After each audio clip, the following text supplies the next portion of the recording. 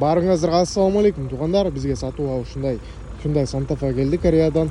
Жылы 2019, объем 2.0 дизель. Байкасаңар бuyakta астыңкы полный LED оптика фаралар кетет. Камера 360 бар.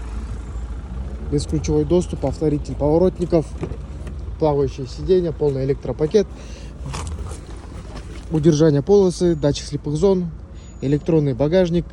Анан көрсөңөр бuyakta привод отключаемый, круиз-контроль, дистроники, пробег родной бuyakta 124 000 км, өз заводской монитор менен, видео регистраторы бар. Арткы камерасы бүт иштейт, подогрев обдуфтары бар, двухзонный климат-контроль, push-старт, электронный станичный тормоз, автохолд режим, драйв мод, эко режим, спорт режим, автоспуск. Камера 360 деп айтсам болот. Арткы подогревтери бар. Көрсөңөр ушундай шторка кетет. Туугандар, черный кожаный салон, айрылган, тытылган жерлери жок. Адрес Панфилова 65 келип, ушул Santa Fe'ни көрүп кетсеңер болот. Бизде 1 Santa Fe, 2 Santa Fe, анан тиякта 3-чү турат да. Келип көрүп кетсеңер болот туугандар.